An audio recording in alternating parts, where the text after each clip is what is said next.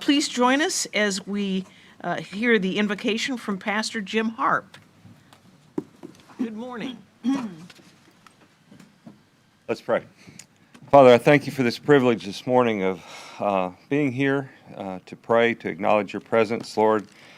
And once again, as I anticipated this meeting and kind of asking you, Lord, what do I say?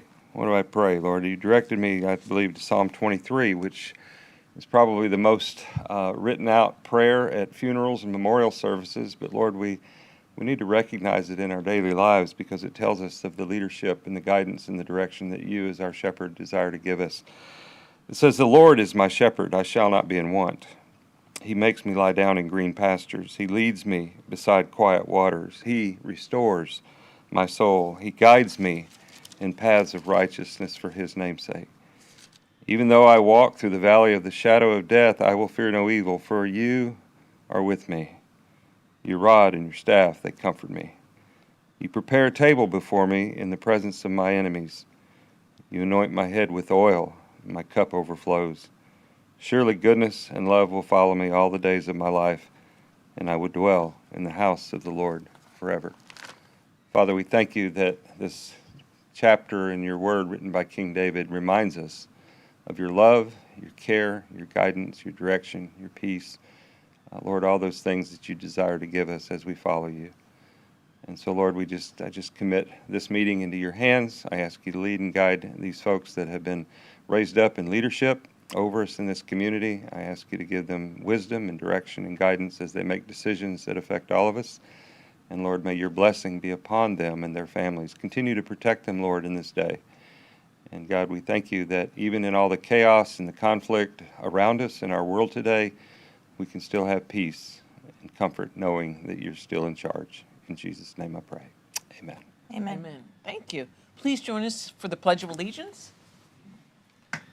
I pledge allegiance To the flag of the United States of America and to the republic for which it stands, one nation, under God, indivisible, with liberty and justice for all.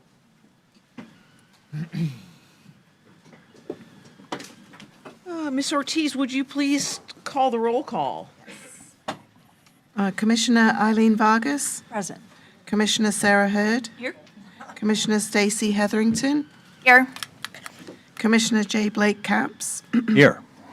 Commissioner Edward Campy is excused, Commissioner Christopher Collins, Commissioner Kaya Mayfield, Here. Mayor Carmine DePaulo, Here. Commissioner Sean Reed. We have a quorum. Excellent. Is there a motion to approve the agenda? Are there any additions to the? An item G to the agenda, and that's an update for the funding split letter that Martin and Pio sent to the St. Lucie TPO. Okay. Madam Chair, I would like to approve the agenda with the addition of item number G, letter G. Is there a second? Second. There's a motion and a second. All those in favor? Aye. Aye. Opposed? That motion passes unanimously. Is there a motion to approve the minutes? Motion to approve the minutes. There's a motion. Is there a second? Second. There's a motion and a second. All those in favor? Aye. Opposed? That motion passes unanimously. Now we're ready for public comments. The first request to speak form I have is from Warren Newell. I'm sorry. You certainly can. Next, 8C. Okay, everybody's on 8C. Let's take up item 8A. Okay, item 8A is the fiscal year 25 through fiscal year 29 Transportation Improvement Program modification, and Margie Tamblin, the MPO Senior Planner, will present that item. Good morning, board members. I'm here today to present the fiscal year 25 to fiscal year 29 Transportation Improvement Program modification number 2. So briefly, we had FHWA review the state transportation improvement program and our transportation improvement program that was adopted last June, and there's some missing little links there. So essentially, the document continues to shift and funding is allocated differently throughout. And all we have to do is basically ensure that they are matching, so that our tip matches the state transportation improvement program. So there's two projects that came to mind and that need to be changed. So this is the old project sheet for State Route 710 from Martin Okeechobee County line to FPL Power Plant Access Road. And here in green, you can see that there's an increase in funding. Red is a decrease in funding. And then we have here about $4 million that it's been lowered because the previous slide was 35 million. This is 30. I will say that this is just to keep us on par and make sure everything matches with the state transportation improvement program and our transportation improvement program. But in the current funding cycle, or fiscal year 26 to fiscal year 30 tip, we're supposed to have 47 million allocated to this project. So there's no funding that's being lost, so to speak. And then the second project that's of concern for them is the Willoughby Boulevard extension from Monterey Road to US 1. And that one has had an addition of $62,631. With that, does anyone have any questions, comments, concerns? Any questions? No. Is there a motion to approve? I'll move staff's recommendation for approval. I'll second. There's a motion and a second. All those in favor? Aye. Aye. Opposed? That motion passes unanimously. The next item is 8B, which is a public hearing to approve the final draft of the tip. This is a public hearing, so I will open the public hearing. Perfect. This is the fiscal year 26 to fiscal year 30 transportation improvement program. I brought this in draft form to all of you back in May. And briefly, for the public involvement schedule, we're at the very end. It's to review and approve the final tip here at the MPO Policy Board meeting and the public hearing. Any changes? So we received and added the fiscal year 25 capital improvement plan from Sewell's Point. FDOT project managers had a few comments in regard to the project length and some changes there. Funding allocations have moved just slightly, and the funding phases just on our introduction sheets. We received no public comments unless we have any today. And the project lengths that were adjusted, so A1A from Northeast Shore Village Terrace to the Jensen Beach Causeway was changed from a length of 2.372 to 2.277. And then the project below that, Monterey Road from Southwest Palm City Road to 400 feet south of US 1, changed from a length of 1.234 to 1.399. We also changed the funding. So all of the funding moved over just one fiscal year from fiscal year 26-27 to fiscal year 27-28. And that is here in the updated project sheet. And then for this project, the turnpike from Southwest Martin Highway to the St. Lucie County line, instead of adding construction, it's just there's funding available for PE and right-of-way, so preliminary engineering and right-of-way. Any questions? Any questions? Commissioner Reed? Just for clarification, just so I understand it, when you see lengths change like that, why do they do that? I think it might just be a result of them either not having the information for it, or maybe they, I think it might just be an error on FDOT's behalf, if anything. This comes from the state, work program, so we get the information and then we just plug it in. And if our project manager sees that things are a little awry, they'll adjust it accordingly. Okay, I don't know if hopefully that answers your question. kinda, Okay, sorry. okay. Any other questions? Are there any comments from the public?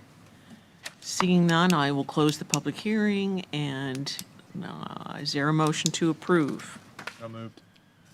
There's a motion. Is there a second? Second. There's a motion and a second. All those in favor? Aye. Opposed? That motion passes unanimously. Next, we'll take up 8C, which is the Cove Road presentation. Yes, we have, the MPO board requested that you all receive an update on the Cove Road widening project, and we have the FDOT project manager and consultant here to present that item.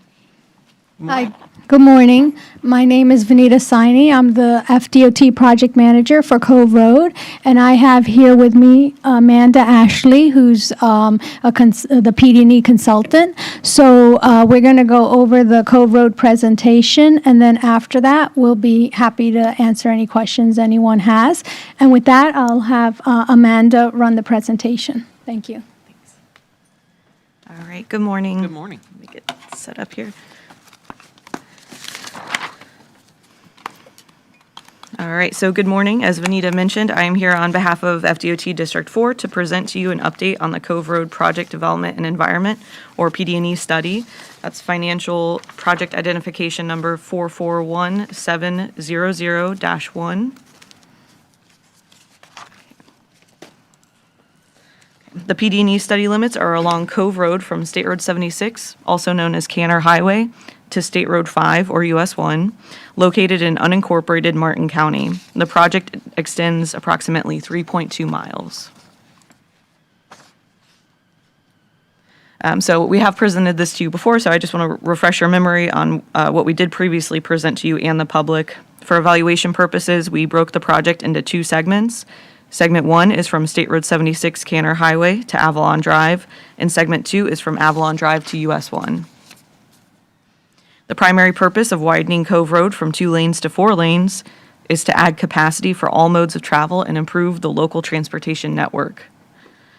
The need for the project includes supporting economic and social demands, improving system linkage, increasing capacity, improving modal interrelationships, and improving emergency evacuation. The existing roadway typical section from State Road 76 Canner Highway to Avalon Drive consists of 2 12-foot wide travel lanes with a middle turn lane, up to 4-foot wide paved shoulders, and a 6-foot wide sidewalk in each direction. The total right-of-way varies from 97 feet wide to 203 feet wide. At Southeast Legacy Cove Circle, the existing signalized intersection will remain with designated east and westbound right and left turn lanes. The preferred build alternative for Segment 1 from Canner Highway to Avalon Drive is Alternative 1B. Preferred pond sites are shown in purple in the exhibit. These sites are preliminary and subject to change in both size and location as the project moves through the design phase. Regardless of the final location and configuration, the ponds and project will be permitted through the South Florida Water Management District and meet all state and agency requirements. The preferred alternative in Segment 1, again, is Alternative 1B, and this typical section includes 2 11-foot travel lanes in each direction, separated by a 22-foot median. There are no on-road bicycle lanes included, and pedestrian and bicyclists are accommodated in 12-foot wide shared-use paths along both sides of the road. This typical section requires a minimum of 119 feet of right-of-way.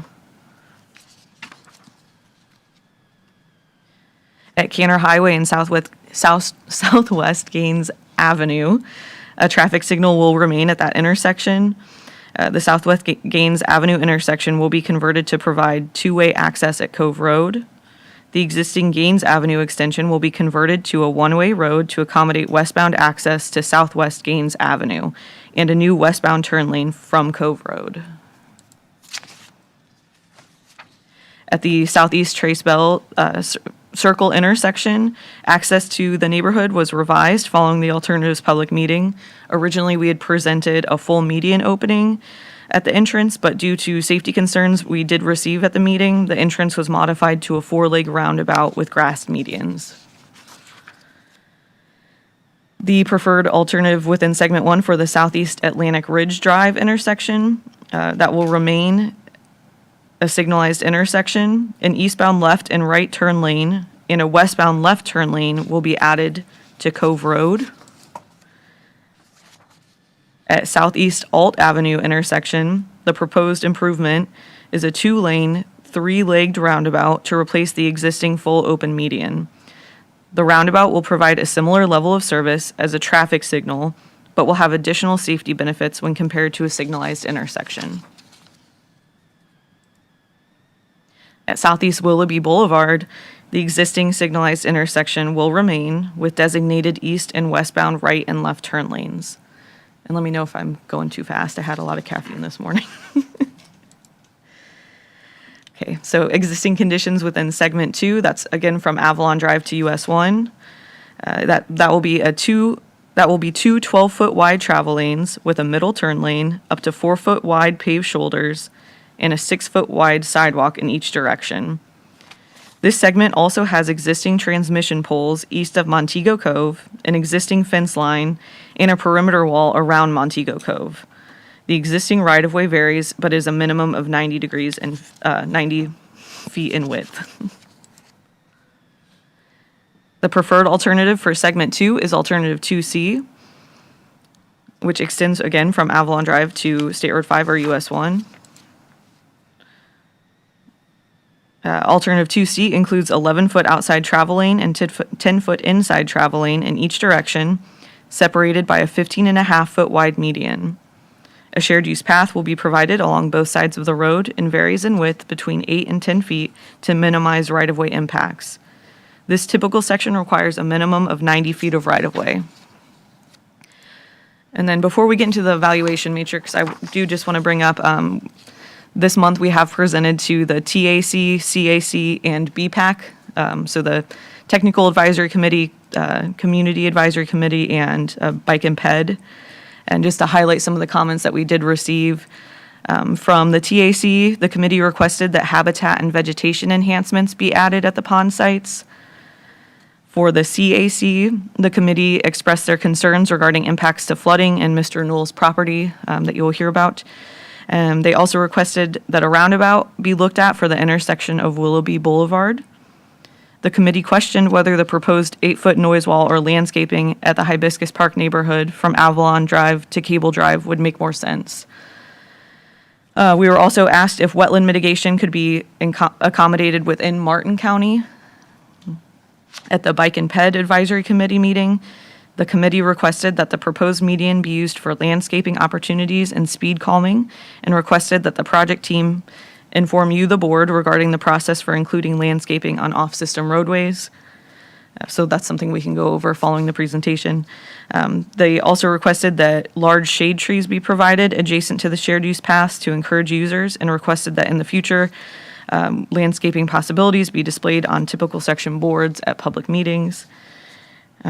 They also requested roundabout safety and success information be provided to the public during any upcoming meetings, and that the design team look to accommodate community concerns when possible. So just wanted to add that in since we've met with them recently. Okay, getting back into the evaluation matrix, this was created to compare the potential costs and impacts of the proposed project alternatives. The matrix prioritizes evaluation criteria based on the right-of-way impacts, natural, environmental, and physical impacts, and the estimated cost to design and construct the project.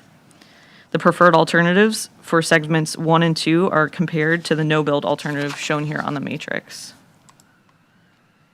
So just a summary of that, the preferred alternative will have a direct impact to approximately 6.96 acres of wetlands located within the study area.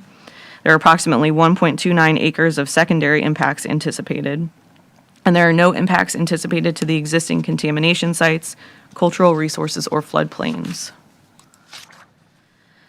A noise study was completed during this PD&E study. There is one noise barrier near the Hibiscus Park community that was found to be feasible and/or reasonable as a method to abate traffic noise impacts.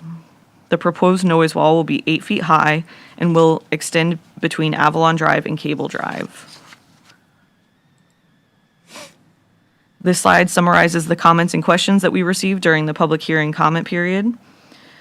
General comments included support for the project, the desire for the project to be completed sooner, concern regarding the noise wall locations, safety, wildlife impacts, an increase in congestion, and proposed U-turn movements.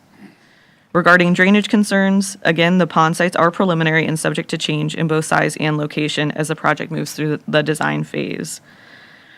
Additionally, residents of the Montego Cove and Trace Bell neighborhoods requested traffic signals be installed at their entrances. So looking at right-of-way needs, one of the unavoidable consequences of a project such as this is the necessary relocation of families or businesses.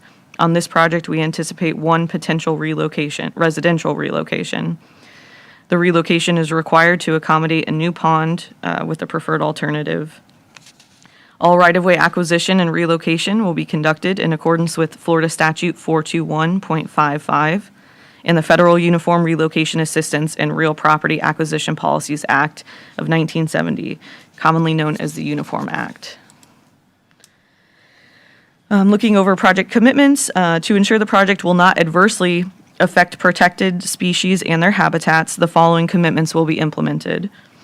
U.S. Fish and Wildlife Service standard protection measures for the eastern indigo snake will be utilized during construction. FDOT will conduct a Florida bonneted bat survey 90 days prior to construction to ensure the project has no impact on the Florida bonneted bat. The anticipated effects determination for the tricolored bat is may affect, not likely to adversely affect. Construction work will be performed outside of pupping season in cold temperatures as applicable. FDOT will reinitiate consultation with U.S. Fish and Wildlife Service to determine appropriate measures for the monarch butterfly.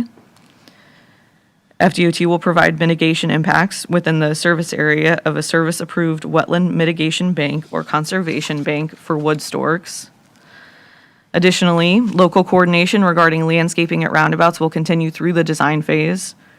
And FDOT is committed to the construction of feasible and reasonable noise abatement measures, specifically for the Hibiscus Park neighborhood, as identified in the noise study report, contingent upon final construction recommendations, design phase noise analysis, cost analysis, and community and engineering input. Public involvement completed to date includes a kickoff meeting that was held March 29th of 2023, an alternatives workshop held on May 21st of 2024, and a public hearing held on April 22nd of 2025. Project documents and meeting materials are available on the project website at coveroadstudy.com. Project documents were also available for public viewing during the in-person public hearing that was on Wednesday, April 23rd, and that was held at the Indian River State College. The project team also held 2 small group meetings where we presented project information to the South Forks Neighborhood HOA on May 31st of 2023, and again on September 11th of 2024. We met with the Montego Cove Condominium Board of Directors on September 12th of 2024, and with the Trace Bell HOA on January 22nd, 2025. The next steps in the public involvement plan is finalizing the documents and obtaining the location and design concept approval, or LDCA, to complete the study. Going into more detail on the public hearing, again, it was held at the Indian River State College Chastain campus. The hearing was set to begin at 5 p.m. The open house ran until 6 p.m., and that's when the formal presentation began. The presentation was live streamed from the in-person hearing, and virtual attendees had the opportunity to participate via GoToWebinar. There were approximately 135 members of the public in attendance in person, with an additional 59 online. During the public hearing, 20 verbal comments were provided online, in person, or directly to the court reporter. An additional 29 written comments were received. During the public outreach efforts, there were 3 main concerns identified for the intersection at Trace Bell. The first being, can a signal be installed instead of the roundabout? This intersection and the anticipated traffic volumes do not warrant a signal. If the roundabout is not included, this would be an unsignalized full median opening. The roundabout provides several benefits that will aid residents entering and exiting the communities on the north and south of the intersection, including providing gaps in traffic to allow for vehicles to safely exit the community, allows the exiting vehicles to focus on one direction of traffic versus a full median opening that would require a 2-stage left turn. This also provides traffic calming, helping to lower speeds within the corridor. Roundabouts provide the following benefits that may be overlooked. Safety, it reduces conflict points and their crashes, 90% reduction in fatalities, 75% reduction in severe injuries, up to 40% reduction in pedestrian and bicycle crashes. There's also a 30 to 50% increase in traffic capacity, less delay compared with a signal or stop-controlled intersection. Reduced construction and maintenance costs. Intersection operates during power failures, so there's no need to have police there to direct the traffic. An additional concern that was brought up at the meeting was, can the wide pavement exiting Trace Bell be maintained? No, for the roundabout to function correctly, the entrance to the roundabout must be reduced to 1 lane to avoid conflicting movements. If a right turn is desired and supported by traffic, this can be added in the design phase. This would likely be a right turn bypass, meaning eastbound vehicles enter the flow of traffic downstream of the roundabout or east of the roundabout. An additional concern was, can the shared use path be smaller? The shared use path must maintain its proposed 12-foot width through the limits of the crosswalk. The width is critical to provide ample room for both bicycles and pedestrians to use the path at the same time. Please note that there are no bicycle lanes included in the preferred alternative and that they would be accommodated on the path only. The proposed improvement with the wider shared use path does not impact the Trace Bell entrance features or walls. Okay, moving into Montego Cove. Again, during the public outreach efforts, there were some main concerns identified for that intersection. The first being, can a signal be installed? This intersection and the anticipated traffic volumes do not warrant a signal. A full median opening was considered, however, due to reduced median width of 15.5 feet, this was viewed as less safe than the proposed directional median opening. It should be noted that meetings with the community stressed the age of the drivers and the fact that it is a senior community. Concerns for entrance impacts and traffic queuing at the gate was another concern that was brought up. There's right-of-way acquisition in the form of a fee simple purchase or a temporary construction easement that will be required to reconnect the community to the improved roadway. The entrance, island, and sign nearest to Cove Road will be reconfigured and enlarged. This may require the sign to be relocated and/or replaced. Again, this is a design level detail, and that will be coordinated by the design team as the project moves forward. The community will be compensated for these impacts through the FDOT right-of-way acquisition process. During the community outreach efforts, it was noted that the gate does not provide sufficient queue storage to avoid vehicles blocking Cove Road. So based on the concept plans, the gate is located 75 feet from the improved edge of pavement, providing sufficient room for vehicles to clear the travel way when entering the community. The visitor call box is approximately 33 feet from the proposed roadway, which would safely accommodate 2 vehicles. During the design phase, the position of the visitor's call box will be reviewed and may be relocated to increase storage. Another alternative is to provide sufficient entrance width to allow residents to bypass vehicles waiting at the guest call box. Okay, so the study is anticipated to be completed in the fall of 2025 when the formal project approval is granted and the project achieves location design concept acceptance, or LDCA. The design phase for this project is funded for fiscal year 2025, although construction is not currently funded. Please use this information on the slide to contact the FDOT project manager for additional project information. And really quickly here, I have an FDOT safety moment. Traveling throughout Florida can be just as fun as getting to your destination. During the holiday and vacation seasons, Florida's roads can be some of the busiest in the country. The Florida Department of Highway Safety and Motor Vehicles is committed to the safety of all motorists on our roads, educating everyone on safe driving practices to always arrive alive. And with that, we will take questions. Questions for Ms. Siney or Ms. Ashley?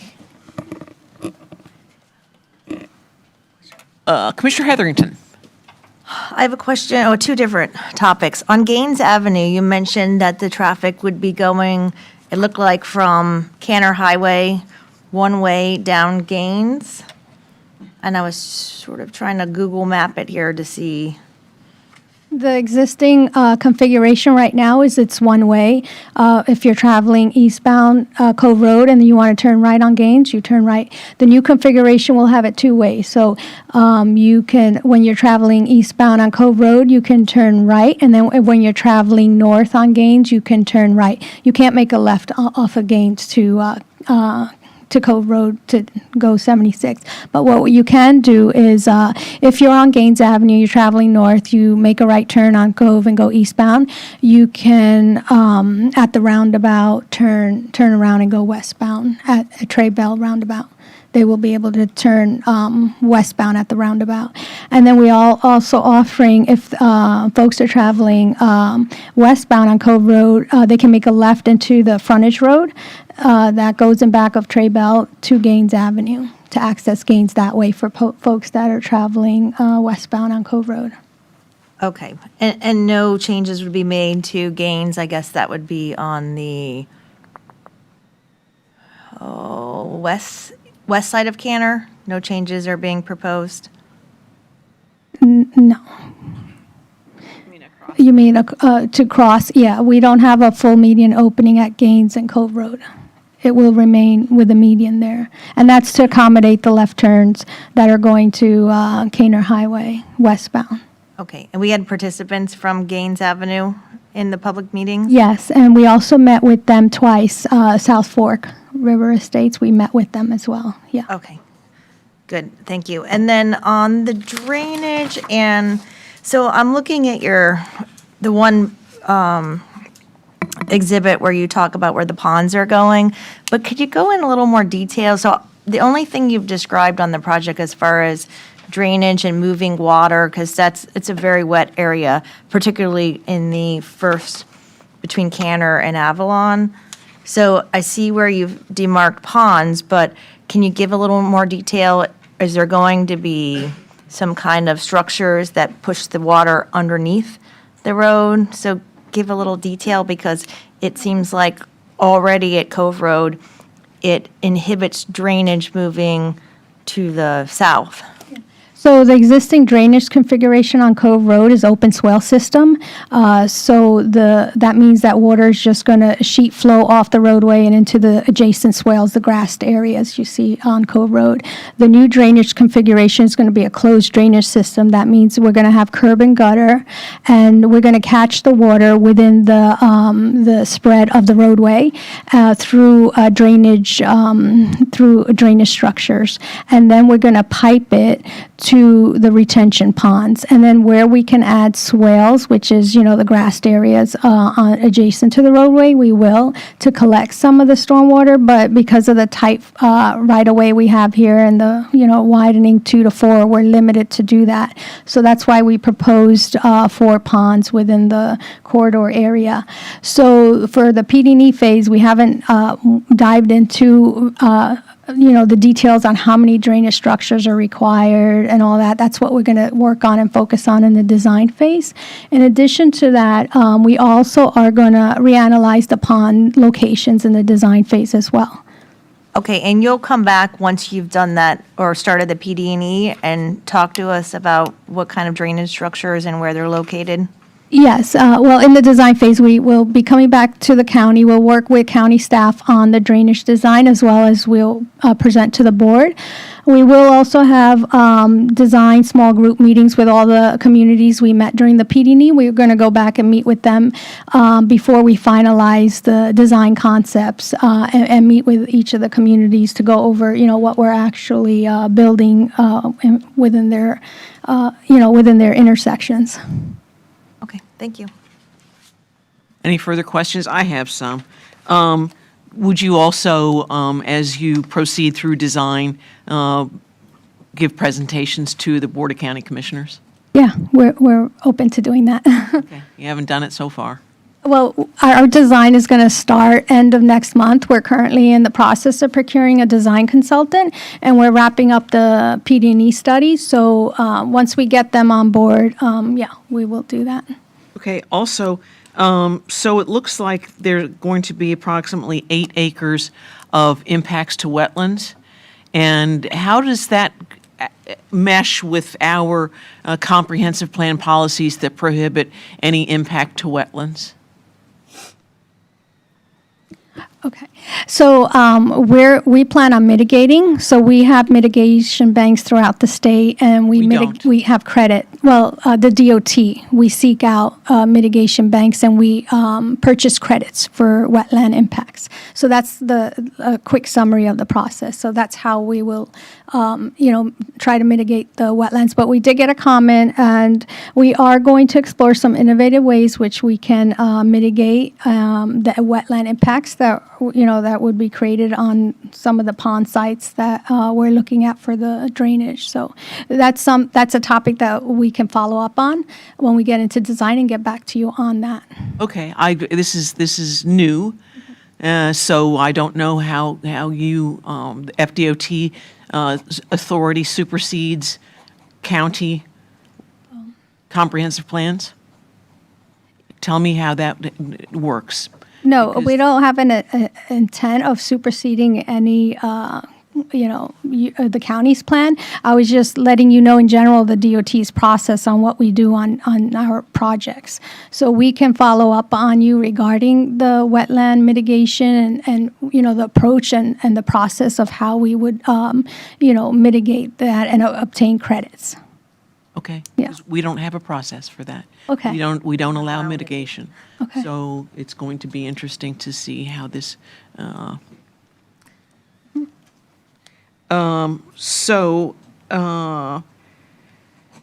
also on one of your illustrations, it said that at Hosford Park, which is approximately at Cove and Canner, there's a future dog park there. There isn't. So I think you should probably remove that from your illustration. Okay, yeah, that was done probably over a year ago when we were coordinating with the county that was a potential site for a future dog park, so that's what we indicated, but comment noted when we move to design, we'll remove that. And Amanda, I think in the final documents, you can update that too. Thank you. And tell me about the Montego Cove entrance. There's a wall there currently. What's going to happen to that wall? Yeah, there's no impacts to the wall. Okay. That we're showing in the PD&E, but we are adding a shared use path in front of the wall. Okay. And also, for the Montego Cove residents, how do they turn westbound? I think we have a diagram there that describes it. Yeah.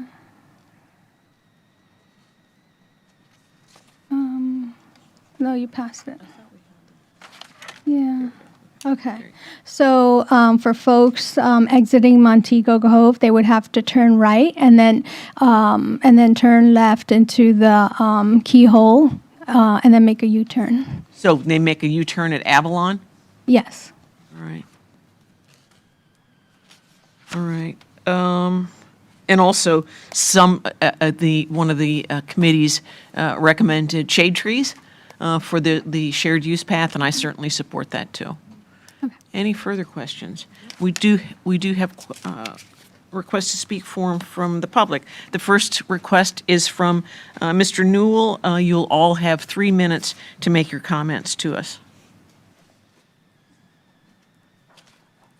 And just as a reminder, you will hear a 2-minute warning, so the first bell you hear is the warning, and then you have 1 more minute after that.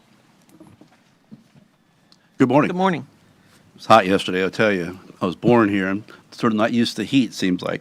3 issues already brought to you, the roadway section being ultra wide, the drainage, and of course the height. I did attend the CAC meeting a couple weeks ago, and FDOT said what they said, but not exactly. But one of the concerns was the wetlands and the damage to the wetlands and the drainage issues. They also were concerned about the roadway section, as I discussed, being really wide. And think about it a second. They're building it in 90 feet, one area, and at my house, they're building it 150 feet, another area, 200 feet. So you know you can fit it in 80 or 90 feet. And the point is, just because you have the right-of-way doesn't mean you got to use it all. Let's reduce the impacts to the neighborhoods and the surrounding properties. Let's pull it in. One of the things they said to CAC, FDOT said was, yes, let's relook at that. We'll do that for you. They also mentioned the bike paths being 12 foot wide to the CAC members. I don't know about you, but again, my bike is about 1.5 feet. My butt's probably 2 feet, but you know, it's I don't need 12 feet to ride a bicycle, that's for sure.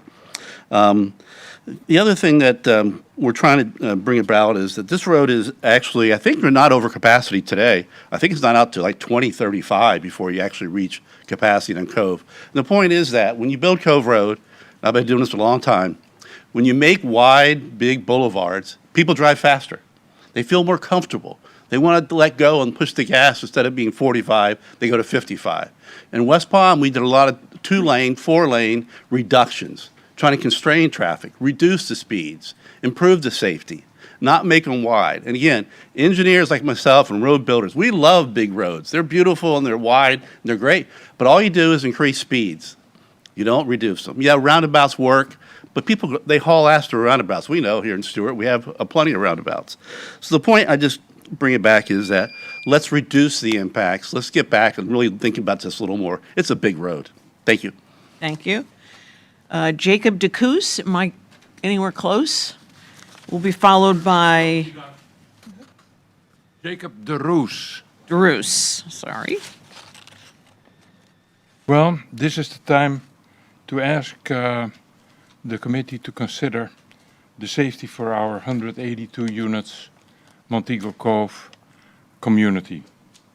Our condo association previous president received estimates from Florida Department of Transportation for an entryway a little bit further to the west at our northwest corner of the property to cut a whole new passage into our community, which would be a lot safer because there we have a potential larger stacking area.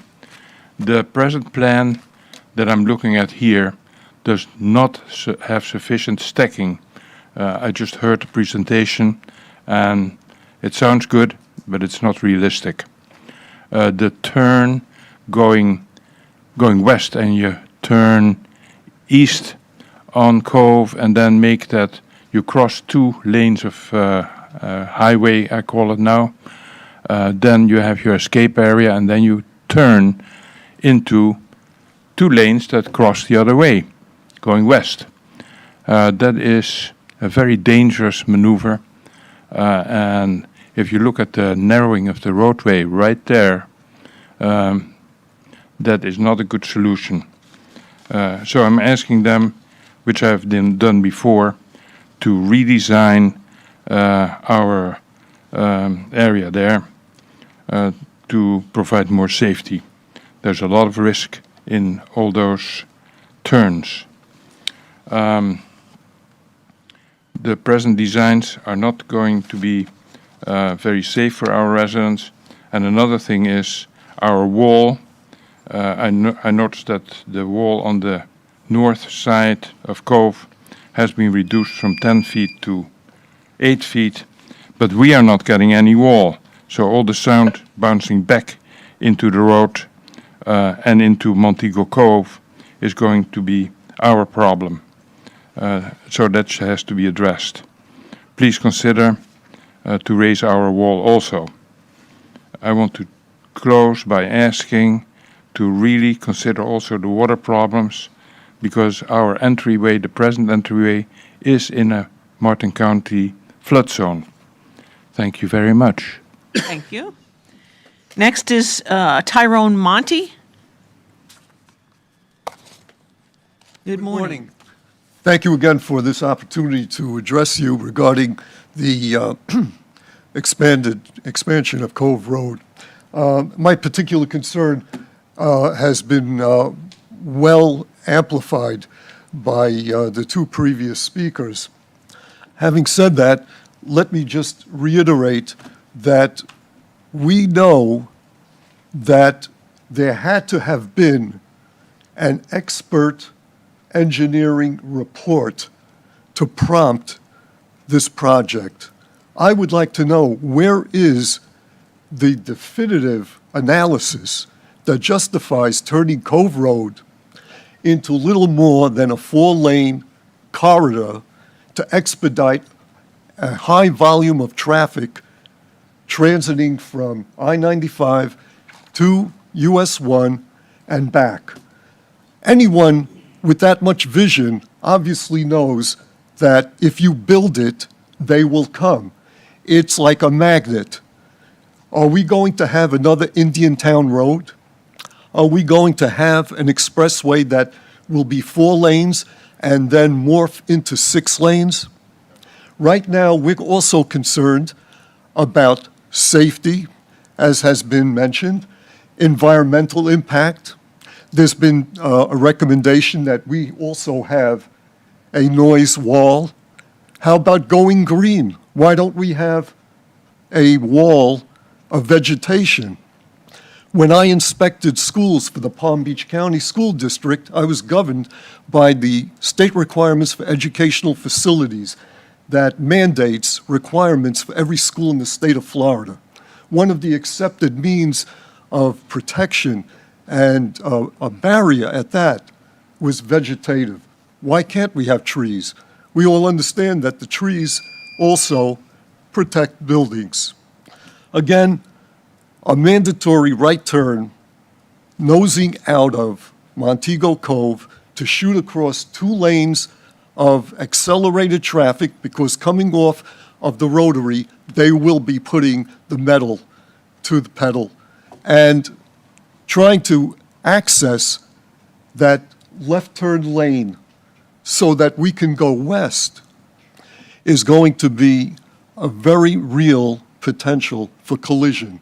Not to mention our concern over e-bikes, which are rather silent. They come up fast, they're unregulated, and in a shared use, really, a shared use pavement for pedestrians and cyclists, why don't we just keep the bike lane by Hibiscus on the other side? Thank you. Thank you. The next public speaker I have is Parker Besad. And Besaid. Hi, Commissioners. Morning. As a member of this county's youth, the way I look at these road projects is stuff that my generation is going to have to handle later in life, right? And when I look at projects like Cove Road, I'm seeing physical barriers being put up in my community that are going to restrict pedestrian traffic and other such things. I like the fact that they're implementing these shared use walkways and roundabouts and that kind of thing. But the size of the median, the implementation of a 4-lane road simply reduces the ability for a pedestrian to cross the road safely. Especially, I've noticed when I walk through roundabouts, they implement a lot, it is much more difficult to cross. And as somebody who walks a lot, simply because he wants to, not because he has to, I find it's incredibly useful to have smaller roads. And especially, I don't want to live in a community where I'm forced to drive everywhere I have to go. I want to be able to see, my neighbor out and about all the time. I want to be able to see people biking to work and that kind of thing. I don't want to have a community that's divided by roads. And I feel like, as it currently sits, we have a pretty good set of bones for our neighborhoods and communities to develop. But I think projects like the Cove Road and other such road expansion projects that are happening across our county are kind of going to get in the way of developing the kind of community I want to see for my friends and those around me, those who go to school with me. When I ask around and talk to individuals about projects like this and about developments that I hear going in, I think a lot of the sheer shock value is the fact that there is development. I know a lot of you got elected on anti-development platforms. So the implementation of projects like this kind of go to show to people that you kind of don't really support those platforms that you ran on. And I think that's the kind of thing that's going to get you unelected. Thank you. Thank you. Would anyone else like to address us? Seeing none. At Montego Cove, how many cars, how many feet are stacking?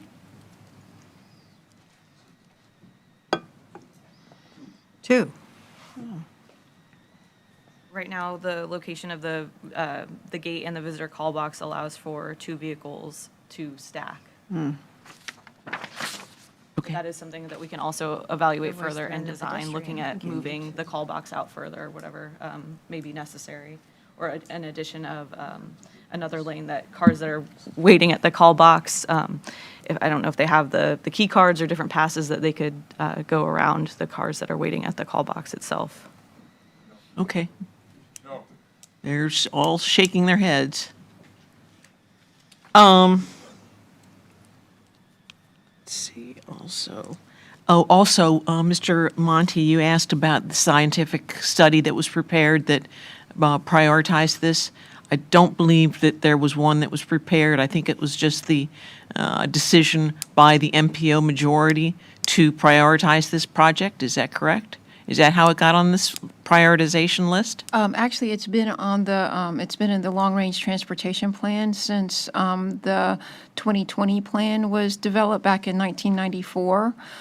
We are some of the studies that we have, analyze and talk about the need to widen Cove Road, such as when we did the freight movement study, but we do have other planning studies as an analysis that we can certainly forward to Mr. Monty if we have his contact information. But ultimately, it's the decision of this board majority that moves priorities. Yeah, well, it's also the fact that concurrency issues, the Board of County Commissioners had approved development along Cove Road, and because of with that comes concurrency, and if you would have to be able to accommodate that development, you would have to widen the road, and if it doesn't go through the MPO process, then the county would be responsible for widening the road using local funds and impact fees. So that's why I think the county looked at it. It was better to take it through the MPO process because then state and federal funds would pay for the roadway. It wouldn't be it wouldn't come out of the local funds. Any further questions? Commissioner Mayfield? Yes. Oh, I gotta move closer. Quick question back to the ponds. You had said that you would maybe relocating them, that it wasn't definite or whatever. I just was curious about the first one. I'm sorry, Pond 1B, and I am no drainage expert by any means. It seems a little bit far away from the project. Is that like you're planning the water moving that way, and isn't that where there's a relocation of one home? Yeah, we plan in the design phase to relook at that pond location and see if there is any other suitable location. The drainage is divided into basins. There's 5 basins in this corridor, and that's why you have the number of ponds. We combined one of the ponds, basins 4 and 5 to the east. We were able to combine into one pond for those 2 basins. So for the pond 1, that's within the basin 1 limit. So we're only constricted within those limits. We don't have the basin map here, but we can share that with you so that you could get a better idea on, how we strategically located these retention ponds. But we do have the pond siting report that shows that, and it's on the project website for anyone that's interested. Okay. And back to the Montego, is it Montego Bay? Yeah, I'm not an expert in this area, and this project is a little bit newer to me, but I do think it seems a little inconvenient to have to go across the road, and then do a U-turn or whatever to get back to Canner Highway. I know it said the traffic signal wasn't warranted, or the traffic volumes don't warrant it, but I seems somewhat reasonable in my opinion, but it's only my opinion. That's it. Any further questions, any comments? We do have another request to speak form. Please come forward.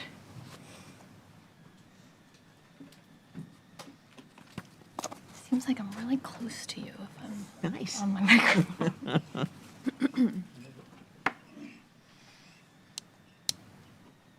Just a quick question, Laverne Williams. If they're going to be removing the stoplight at Willoughby, wouldn't it be okay to replace that stoplight, because they're going to replace it with a turnabout, and put one here? Is Willoughby, that's the stoplight remains, right? The traffic light? Oh, I thought we were going to do a turnabout. No. Trey Bell gets a roundabout, and Avalon? So the light, okay, so we're not removing any lights. All No. right, sorry about that. My pen doesn't work.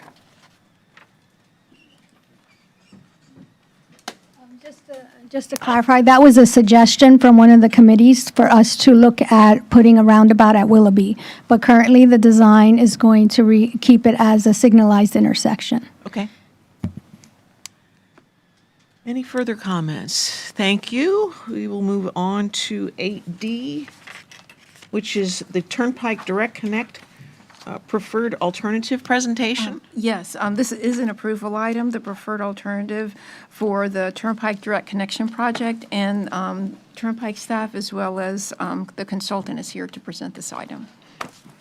Good afternoon. Sorry, good morning. Morning. Good morning, Commissioners. On behalf of Florida's Turnpike Enterprise, we appreciate the opportunity to present on this project. We have presented to the TAC, CAC, FTAC, and we have met with Martin County, Public Works, and Fire Rescue, and here we are today at the board to present on the Turnpike and I-95 Direct Connection Interchange PD&E study.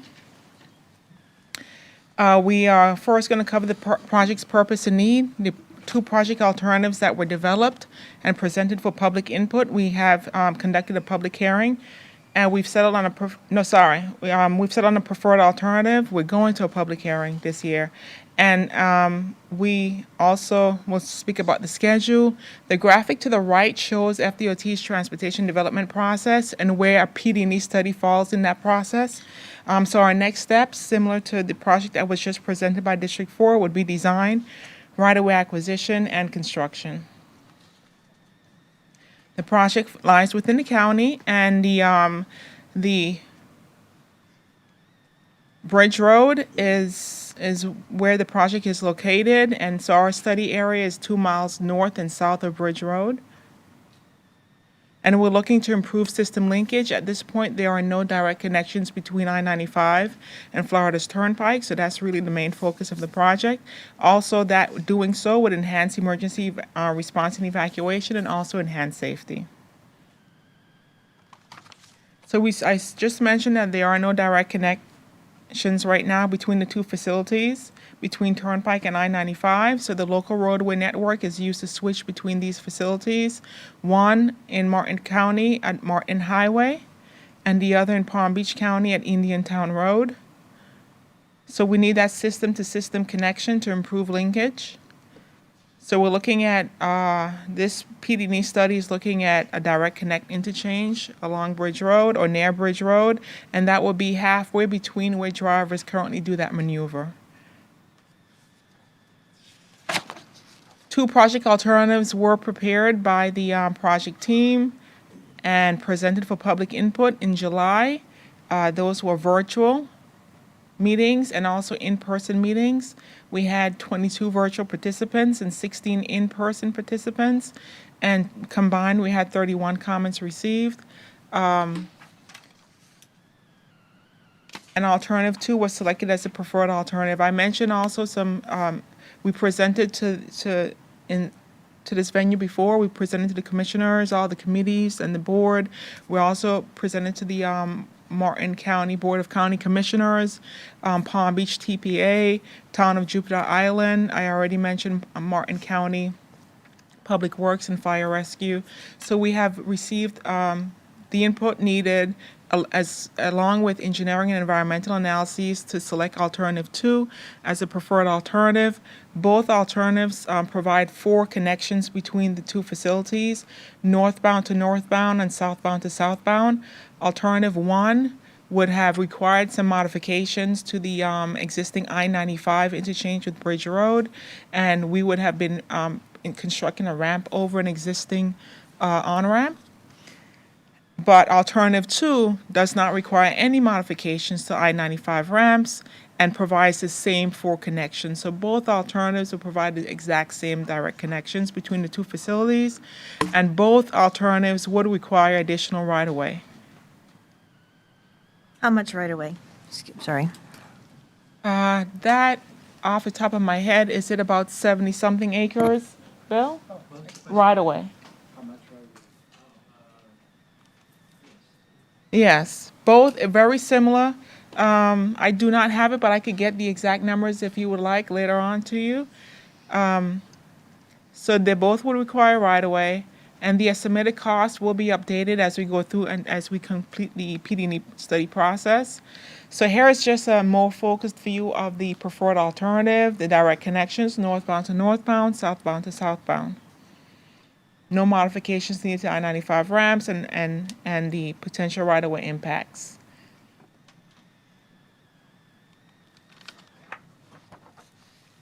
We are proposing to add access roads because we're not providing all the current possible movements, but here we are for the emergency responders. We did coordinate with fire rescue, and we made some changes to accommodate what they asked. Previously,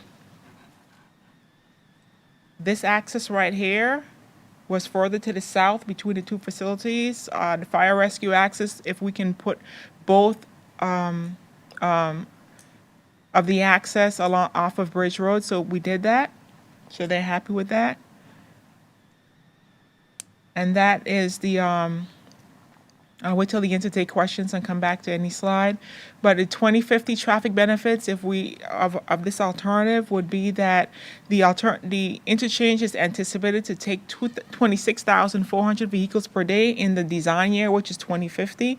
So what that would mean at Indian Town Road would be a 36% decrease in traffic using the turnpike interchange and 16% decrease. So that's that crossover traffic that's being removed is about 15,600 annual daily traffic. And then up in Martin County, an 8% decrease at the Martin Highway interchange. And also that crossover traffic removed is about 3,000 vehicles per day. So I mentioned that we're working towards a public hearing. We're looking to present this preferred alternative to the public for input. And we're looking at not third quarter, but we're now into October, so that would be fourth quarter. And we're still looking to complete the study in the first quarter of 2026. And the draft documentation will be made available for public review about 21 days prior to the hearing. Questions? Did you say that 2050 was design? Design year. So that's Ay, what. ay, ay. No. Not when the project would be under design, but that's where the traffic engineers, they look out to make sure that whatever we're proposing can accommodate the traffic in 2050. Okay, so that's where you get the percentages. It's Yes. not under design. It's Yes. okay. When is a design scheduled? We are looking to, in this coming work program, we're looking to fund it in the outer year, and that outer year would be about 2031 at this point. For design? Yes, for design. Okay. Commissioner Capps?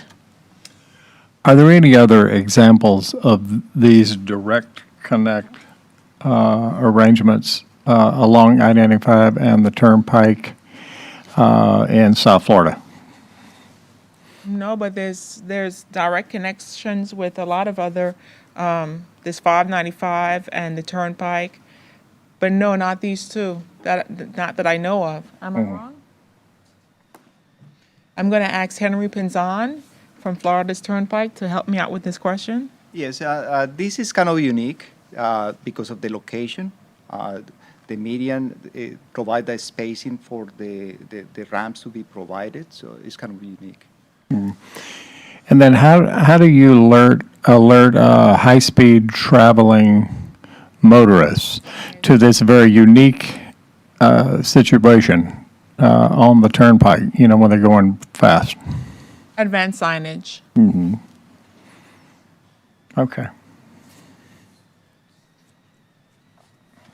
Any further questions? One comment, real quick.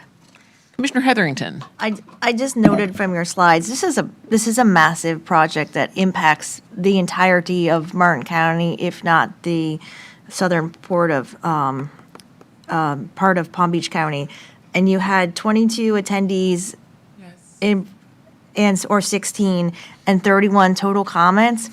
I think that third quarter public outreach event needs to reflect a lot more activity and participation, because I don't think many people, other than those of us that sit up here, are aware of that. And 31 comments, you're going to have a lot of very interested and engaged parties at the end of this project if we don't get them involved now.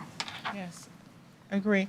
And our outreach methods, in addition to mailing the property owners, ads, press releases, we also do a social media. And now we're capturing, we're doing something called geofencing, where we're capturing people that may not live in the area, but drive through these two facilities.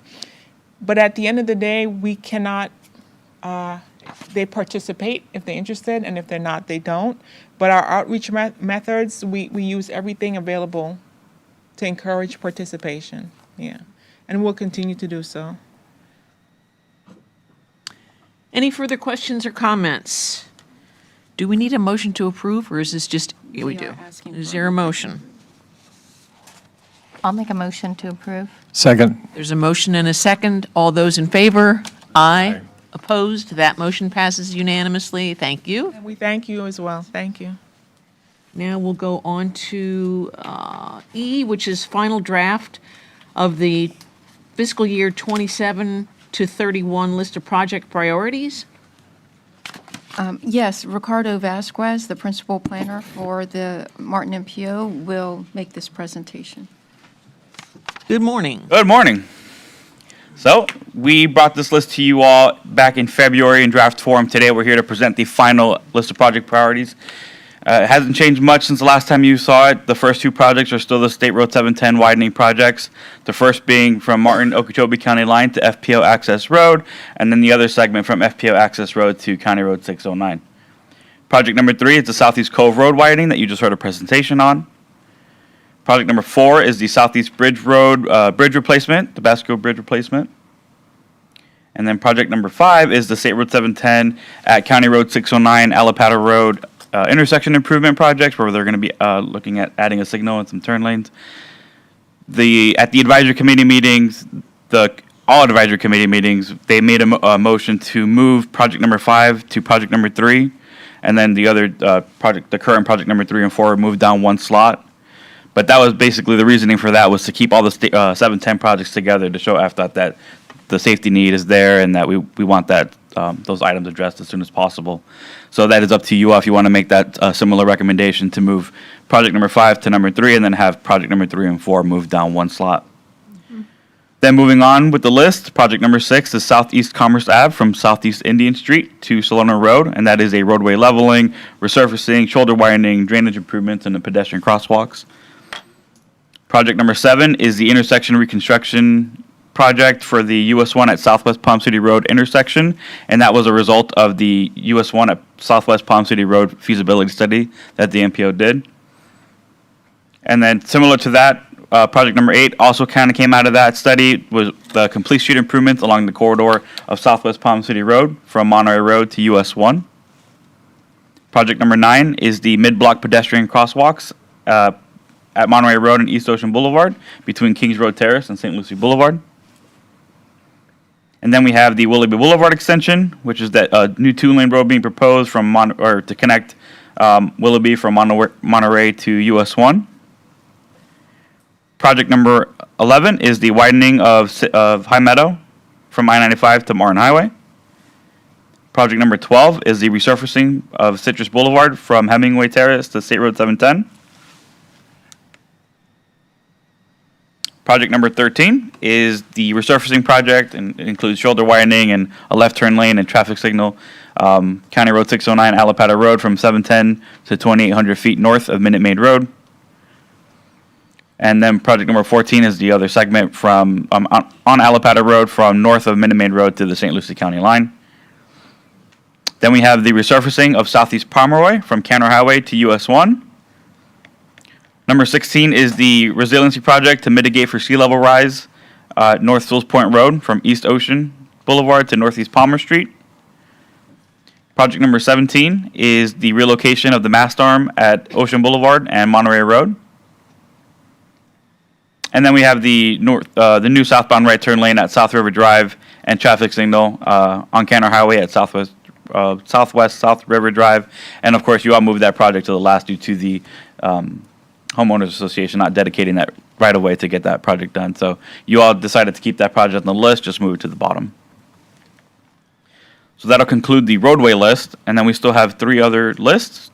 You heard this presentation at the meeting in February, we're doing a new safety priority list in order to be eligible for, or these projects are eligible for safety funds that were in the past used to fund the realignment of County Road 714. And now that that project is funded for construction, we wanted to add some projects on here that are that we want to see those funds being allocated to moving forward. So in February, we did present the application for Southeast Dixie Highway from Southeast Osprey Street to Southeast Gleason Street, and that was the signal improvements. And then the 5 other projects, so Southeast Commerce Ave, number 2, shares a spot with the list of roadway project priorities, which I just presented, which is the roadway leveling, resurfacing, and shoulder widening. Project number 3 is the countywide railroad crossing second train incoming warning system. Project number 4 is the complete street improvements at Southwest Palm City Road, and again, that shares a list with the list of roadway projects.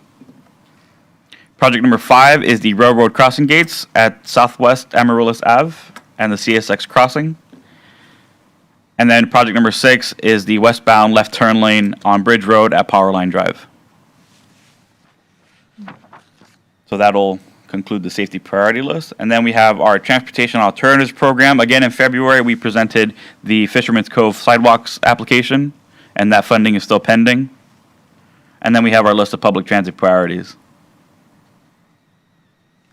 So with that, we'll be happy to answer any questions. We are looking for approval of this list that will be submitted to FDOT to help develop next year's transportation improvement program.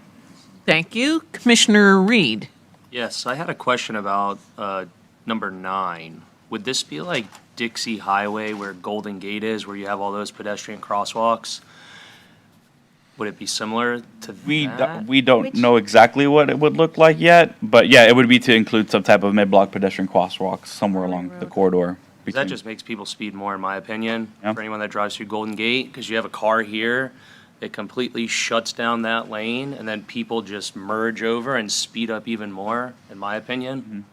So hopefully it's not similar to that. 'cause Yeah, it's we not- don't know exactly what the crosswalks would look like yet. That will be identified during, any type of studies when we move that project forward. That was addressed during roadways, you're talking about number 9, the mid-block crossings. That was addressed during a recent roadway safety audit that FDOT developed. And years ago, they had actually looked at that area, that would be a good place for a mid-block crossing because of the distance between the light at East Ocean and Monterey and the distance at the gas station. A lot of people are crossing across the street from the Fresh Market area to go to like Dunkin' Donuts or the diagnostic center. Is that so you're talking about East Yeah, Ocean? because like when you're driving Golden Gate, that's, I don't know, for anyone that drives it, I don't think it's safe for pedestrians or cars. It's just a matter of time before something happens, in my opinion. Yeah, but this would be mid-block crosswalks along East Ocean as well as. Correct. Because you don't have, you lose the median, and I don't know if it's similar to that. So a car can't pull in fully, and what happens is, if you have a car going into Golden Gate and then another vehicle turning into the plazas, you can't see at all, and someone's gonna make a decision on who's going. I've been in that situation personally, and you can't see it's a blind spot, so. The FDOT is currently doing an analysis of that area now. Okay. Commissioner Collins. I agree with moving 5 up to 3, so I appreciate you saying that. My question is one I had earlier when we were talking about this before with regard to the Bascule Bridge, why that would be so high up on the list. Maybe I'm missing context with, Palm City Road being further down. It seems like that artery of Palm City Road would be so much more valuable unless I'm missing something to get that fixed up with what's going on Palm City Road. The priorities that you see here today were voted on by the previous MPO board members, and I don't know exactly the reason why it was moved up so high. I think just that bridge needs to be replaced as soon as possible. And Safety concern that it's going to break down or something? I don't think it's necessarily going to break down, but in order to we want to secure federal and state funding to replace this bridge, and bridges are important to maintain and make sure they're operating correctly. So I think that was the reasoning why Bridge Road is so high. Commissioner Collins, that bridge was not new when we got it. It was used, and we've spent a bunch of money redoing it in the last couple years, and a replacement bridge costs about $1 gazillion, doesn't it, Mr. Zama? George Zama, Public Works Deputy Director for Martin County. Yes, this bridge, I joke around that we bought it used on the Bridge Trader and in the 1980s because it is a used bridge. It actually is a used structure from a municipality in Broward. I believe it was Hollywood. But so we've had a lot of issues with this structure since we brought it up here. We actually recently spent $4 million in local funds on the electrical system. And we still, we're constantly shimming the bridge. We replaced the cylinders. We spent $1 million on it several years ago. So today's dollars, it's still, we're looking at, upwards of $6 to $7 million in the past 7 years, or 7 to 10 years. So the bridge, it's going to continually have problems. So we wanted to get it on this list. We want to put it on the list for schedule replacement and get it like I said, on the list. But there was a recent feasibility study conducted by the state. It hasn't been finalized yet. So that, I'm sure that will be presented, and that may have an effect on this project priority list. But for now, we recommended, keeping it here until that study's complete and presented, and then you can adjust accordingly. Commissioner Heatherington? Yeah, I absolutely would move the signal at 609 and Allapattah up with the other 710 projects. And hopefully, and kind of to Commissioner Collins' point, and Beth, correct me if I'm wrong, while this is our list of priorities, it's very likely that even the widening of 710, that number, let's say 8 Palm City Road, it's very likely that will be designed, funded, and constructed prior to priority number 1 based on when the funding, how the design is going. So while these are prioritized projects, they're not necessarily going to happen 1 through 18 in that order, depending on design, funding, and construction. Correct. Look, there's a lot, yeah, correct. The FDOT doesn't fund the projects like 1, and then after that's funded, then project number 2, because a lot has to do with the timing and the availability of the kinds of funds that are available and the timing of the projects. So that's correct. Another project on the list may have a phase funded before we get the construction funds for the number 1 project, because that project has all the phases funded except construction, but it's a big, projects 1 and 2 together probably will be close to $300 million.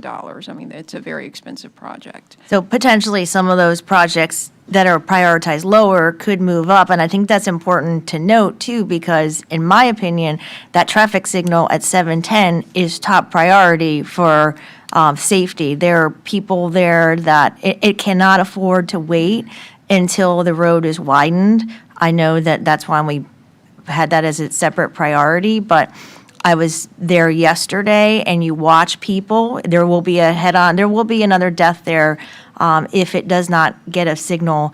You watch people pass as people are waiting to pull out, and I believe that needs to be emphasized, and that's a small project, so it's very likely that could be completed first of all these priorities, but I do agree with moving that up. If I may, that's a great point that you bring up, Commissioner Heatherington, because there's different buckets of money for different types of projects. And the FDOT District 4 local programming office has also encouraged us. Now, a lot of these projects are primarily going to be either facilitated or coordinated with the county, but any other municipality that wishes to have a project on this list, the FDOT District 4 local programming office also encourages us to apply for different, not only list of unfunded project priority applications, but also other grant applications such as small county outreach or there's other types of grant programs out there within FDOT. So we actually have, on some of these projects, have upwards of 3 grant applications in.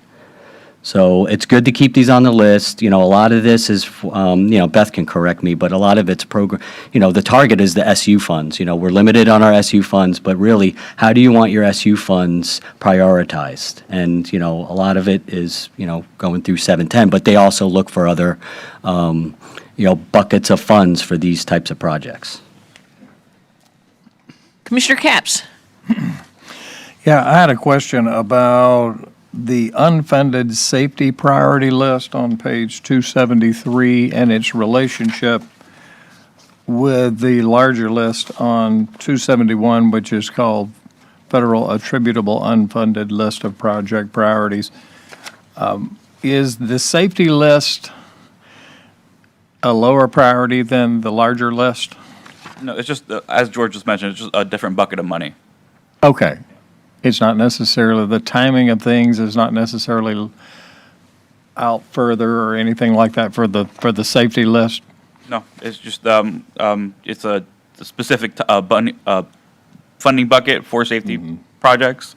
And it can only be spent on, And on local roads. off-system roads, so a state road could not be on this list. So like State Road 710 couldn't be on this list. Okay, and then on number 1 there, the Dixie Highway, Osprey to Gleason Street, signal improvements at the railroad crossings. Are there other other railroad crossings in Martin County that also need signal improvements besides the ones in Hobe Sound? Not that I'm aware of. The county did look at this and submit an application for these specific signals at these intersections. And I believe those are just all the crossings along the FEC to the south of the county that need improvements. Right, Yeah, right. Commissioner, yes, so they are prioritized, identified. We, just for this list, we identified this encompasses 5 crossings. So we want to get this in the work program, and, once it's implemented in the work program, we can identify more intersections. I will say in the county's preliminary capital improvement plan for fiscal year '26, it was approved for rail safety improvements. We did add another CIP sheet for that. So that's really, the annual funding really was estimated based off of the costs for this project. So this identified five crossings, and it was around $3 million, so it was around $600,000 a crossing that we're estimating. So, yes, I mean, moving forward, we still want to, if we can't get these in these projects approved by a grant, we still want to move forward with some. Have any thoughts about the timetable of what we might expect on the crossings in Hobe Sound? I mean, can you kind of map that out for me in some way? I know it's preliminary, but. Well, staff just did a walkthrough with the DOT District 4 Local Programming Office to scope out the grant, and it's my understanding they threw out that it's going to be in a 5-year work plan, which is, which means the funding is 5 years out for construction, which is typical for a roadway lap project. However, the TAP program is a 3-year cycle, so we have yet to get confirmation on that. We're still working through this. This is relatively new to us, so we'll find out for sure, and we'll outlay the schedule at a future meeting. Hoping for fiscal year 31, because that'll be the 5th year of the draft tentative work program that's presented to you all in the fall. So that's the hope. That's the. And do you think the crossings in this area of southern Martin County are uniquely different than other portions of the county? It seems to me like, I cross those crossings all day long, every day, and they seem kind of unsafe, and like they need additional safety measures taken to protect the public. And I'm curious about, from you all's perspective, if there are unique things about our crossings down there that are somewhat different than some of the other crossings. Are they more compressed? Are you more likely to find yourself on top of the tracks with a car right in front of you and one right behind you and you're stuck, that kind of stuff? I'm sure our traffic engineering and administrator can greatly expound on this, but the simplest way, that's the most unique feature is the rail's proximity to Dixie Highway. It's very close. There's not a lot of stacking area, especially with respect, and the intersection is right there, right at these crossings. So that's where we need these additional improvements. It'll also implement additional signs and signals and another thing that we want to add is second train crossing, second train signals, and we can have our traffic engineer expound on that. But the biggest feature is its close proximity to Dixie Highway and the intersection. So that's what makes it unique. I appreciate you bringing that out because that does seem to be the case. Thank you. Commissioner Vargas? Yes, I know you've talked about Hope Sound. I'm very respectful of that district. What about District 1, Jensen Beach? That should be right up there on the list also. I know that there have been some studies. We just had a meeting recently, and there are a lot of safety concerns there. It's very hard to negotiate that roundabout. You have to be pretty good. And folks have had their cars crash right into buildings.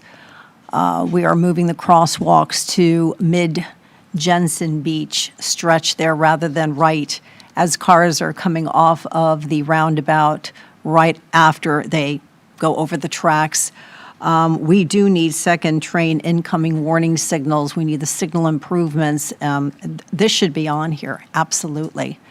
I don't know why. Is there a reason why it isn't on this list right now? The second train incoming warning system is on there. That's number That's 3. countywide, exactly. What about signal improvements? What about what? Signal improvements, number 1. The number 1, I think that, well, that's as George said, I mean, this is the first year we've had this list, so there's going to be a lot of discussion about what projects need to be added to this list and going forward, and kind of weighing what the county wants to do as far as short-term and long-term. These projects, if they're funded for construction, are funded in the 5th year of the following program. If it's an immediate need, is that something that the county needs to look at sooner with other local funding sources, or is this something that can be part of this process where it can have funding in the 5th year of the next work program? Hopefully. I mean, that's, we're competing against this funding with the different other counties in this district. So this is an approval for this particular list for a screenshot in time right now, but this will certainly evolve moving forward because, like I said, this is a new funding source, and this is the first year we've had this list. I understand. I heard everything that was said. However, I think that if you look at the northern end of the county and the southern end of the county, those should be the first two. And did you mention 3 years? You could expedite this up 3 years, or it's going to be 5 years? 3 years is for the Transportation Alternative Program that George mentioned. That's for the unfunded safety priority list. That's not for these.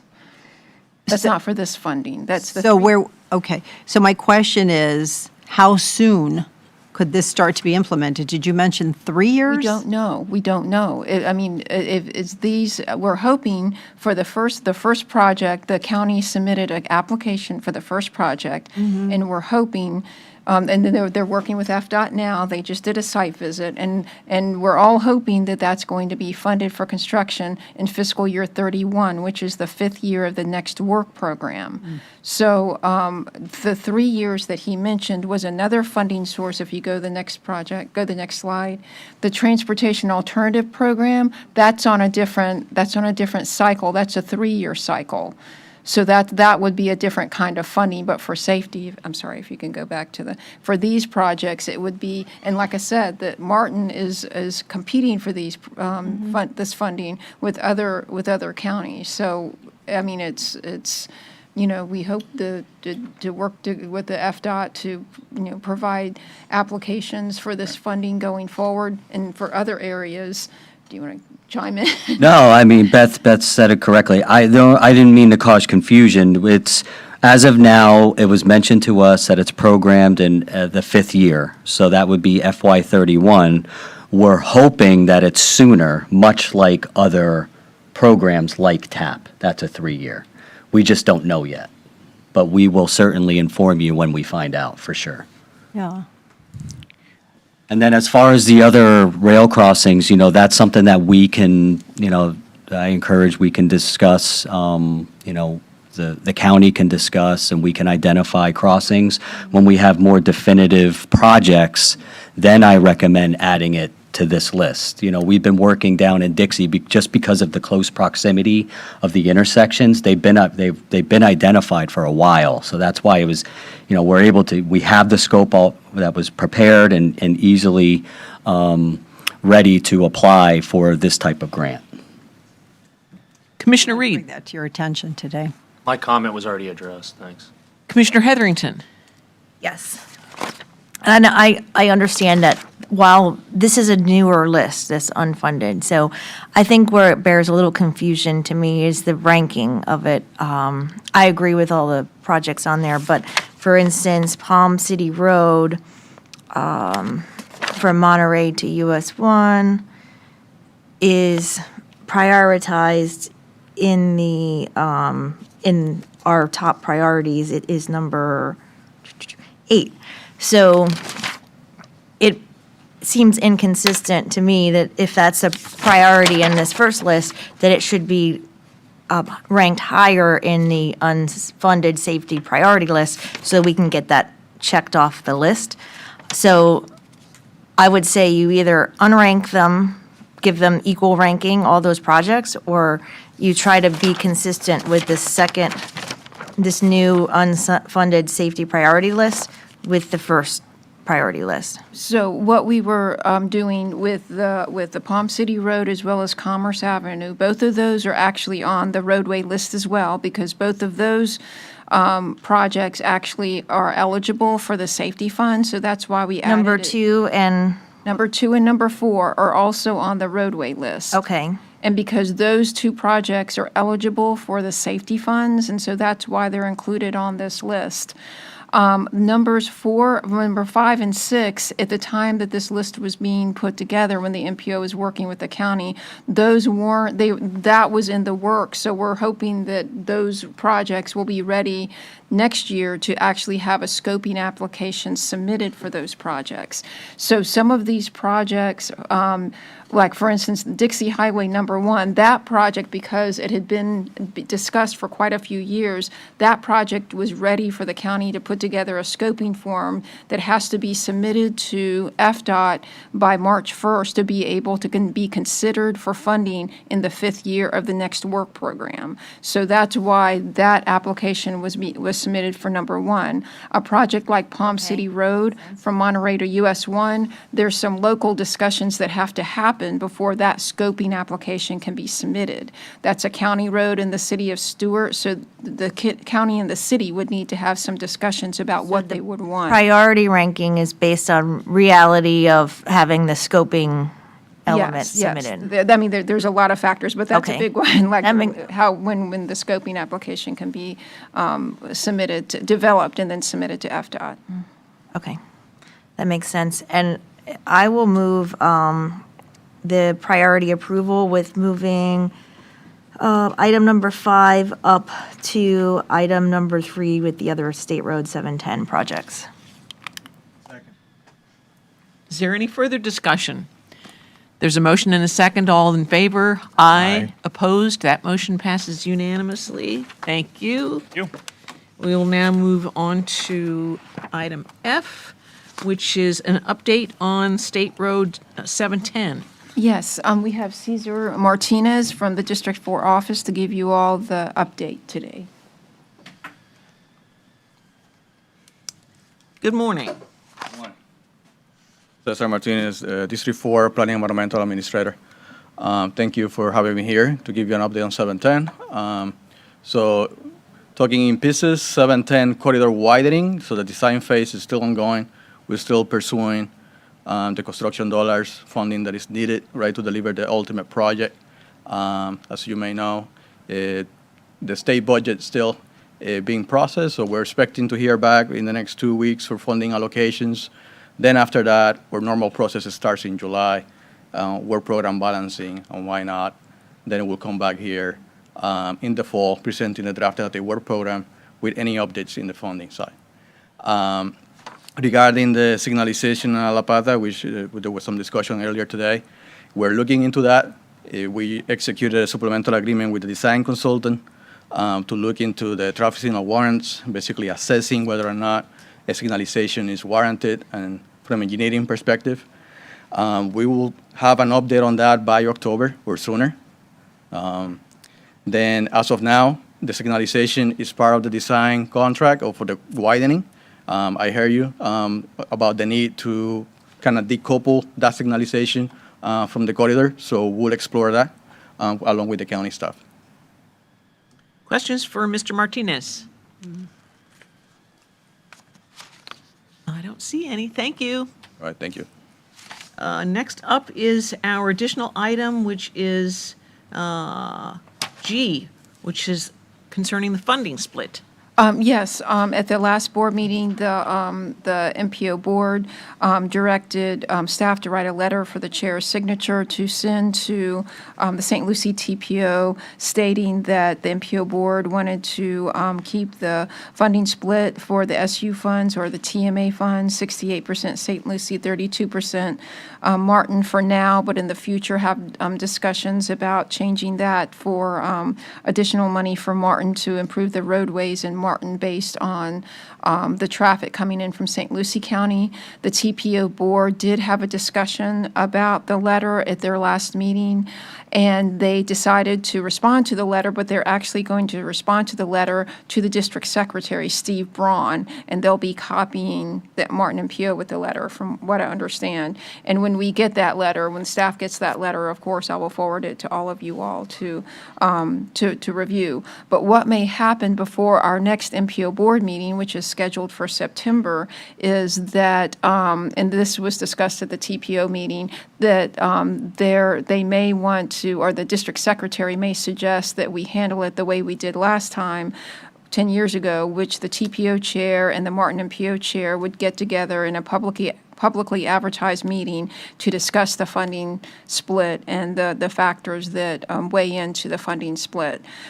So I would like to recommend that the MPO board authorize the chair, Commissioner Hurd, to be able to have a meeting with the TPO chair and the district secretary to be able to discuss the funding split if that happens before the September board meeting. I just, I don't want to, if she were to have that meeting, I think it's important, especially since our LRTP is due in October, and if, hopefully that meeting could be scheduled in July or August, but you all don't meet again until September. So if you all, the staff recommendation would be for the MPO board to authorize the chair, Commissioner Hurd, to be able to meet with the TPO chair and district secretary to talk about the funding split, if that happens, if that meeting comes about. Commissioner Heatherington. I'll make a motion that we authorize the chair to meet with the TPO chair and district secretary if that comes before the next meeting. Second.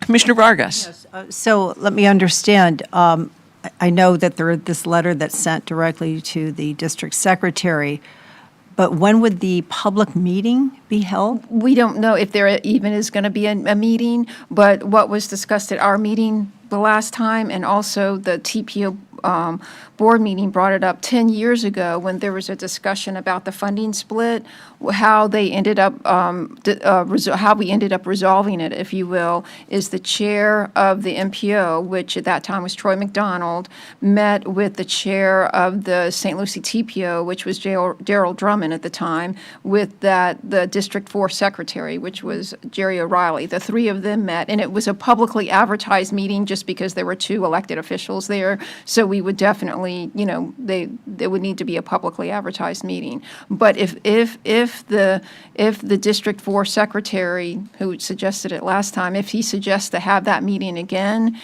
this would be to authorize Chair Hurd to be able to attend that meeting and go to this meeting. Hopefully, it would be a public meeting. Oh, it would be a public meeting, absolutely. This is just an action to take now so that we don't have to, if there's a meeting, so that we don't have to call a special meeting just to make one motion. So any further comments, questions? There's a motion and a second. All those in favor? Aye. Opposed? That motion passes unanimously. Are there any comments from FDOT? Any comments from our advisory committee members? Comments from board members? Next MPO meeting is September 15th. Just under notes, under notes, we do have the development review map. It's updated for the fourth time this fiscal year. It's on our website, just as a FYI. Also, we have the state certification packet, which is our annual state audit. That's included in the agenda packet. We had no corrective actions, which is always good news. And that this summer, in the end of August, we will have an open house for the 2050 LRTP cost feasible plan, and that you all will receive more information on that. Any questions or comments? Any members of the public like to address us? Seeing none, we are adjourned.